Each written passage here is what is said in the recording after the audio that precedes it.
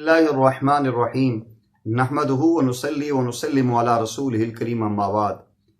حدیث قدسی میں وارد ہے لولاک ما خلقت الجنت ولولاک لما خلقت النار۔ اے میرے محبوب، اگر آپ نہ ہوتے میں جنت کو پیدا نہ کرتا، اگر آپ نہ ہوتے تو میں دوزخ کو پیدا ہی نہ کرتا۔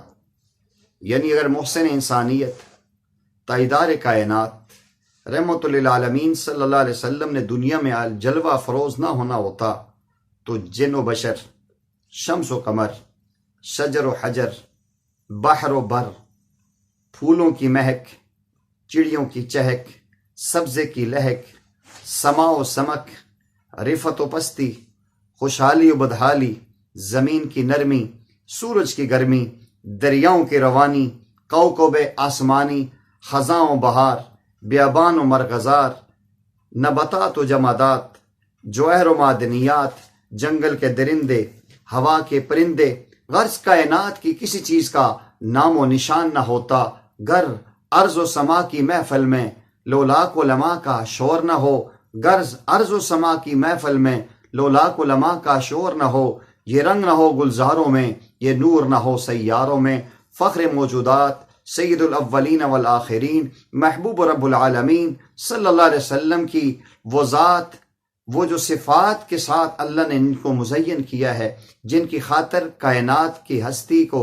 وسط و وجود ملا، جن کی برکت سے انسانیت کو شعور ملا، جن کے گلے میں لولاک کا ہار پہنایا گیا، جن کو عرفان اللہ کا ذکر کا تاج پہنایا گیا، جن کے اسم گرامی سے جنتی درختوں کے ہر ورق کو زینت ملی، جن کے نام کی برکت سے سیدنا آدم علیہ السلام کی توبہ قبول ہوئی، جن کی برکت سے ابراہیم علیہ السلام کو سیادت کا تغمہ ملا، جن کا کلمہ سیدنا سلیمان علیہ السلام کی انگوٹھی پہ انندہ تھا، جن کے حسن و جمال کا پرتو حضرت یوسف کو ملا، جن کے صبر کا نمونہ حضرت ایوب کو ملا، جن کے قرب کے ایک لحظہ سے موسیٰ علیہ السلام کو مکالمہ کی صورت میں ملا، جن کے مرتبے کا ایک حصہ حضرت ہارون علیہ السلام کو وزارت کی صورت میں ملا، جن کی نعت کا ایک مصرع حضرت داؤد علیہ السلام کا نغمہ بنا، جن کی عفت شمع کی عصمت سے یحییٰ کا جلوہ بنا، جن کے دفتر حکمت کی ایک سطر حضرت لقمان کو نصیب ہوئی،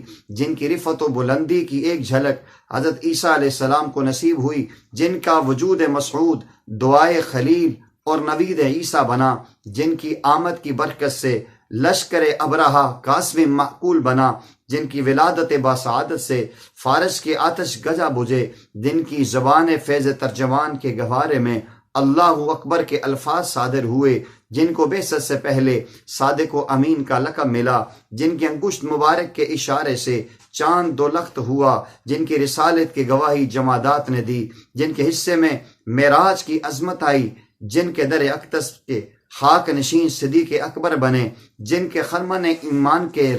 ریزہ چین فاروق اعظم بنے، جن کی حیا کی ایک کرن حضرت عثمان ذی النورین بنے، جن کے بحر علم کی چینٹوں سے علی المرتضیٰ باب العلم بنے، جن کے شہر کو رب کائنات نے البلد الامین کہا، جن پر نازل ہونے والی کتاب کو رب نے کتاب مبین کہا، جن پر رب کریم اور اس کے فرشتے درود بھیجتے ہیں، جن کی امت خیر الامم کے نام سے یاد ہے۔ اس خاصہ خاصان رسل کے آداب بجا لانے کی تاکید اللہ جل جلالہ یوں فرماتے ہیں، انا ارسلناک شاہدا ومبشرا ونذیرا لتؤمنوا باللہ ورسولہ وتعزروہ وتسبحوہ وتوقروہ وتسبحوہ بکرۃ واصیلا۔ اے پیغمبر، ہم نے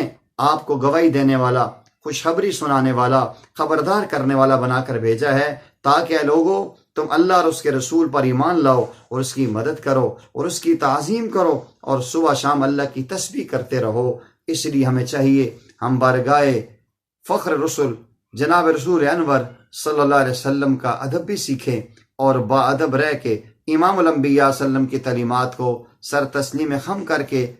تسلیم کریں، اس میں چلیں۔ اللہ جل جلالہ ہمیں صحیح معنوں میں امام الانبیاء صلی اللہ علیہ وسلم کا ادب سیکھنے، سمجھنے کی اور پھر آگے اس کو دوسروں پہنچانے کی توفیق عطا فرمائے۔ وما علینا الا البلاغ المبین۔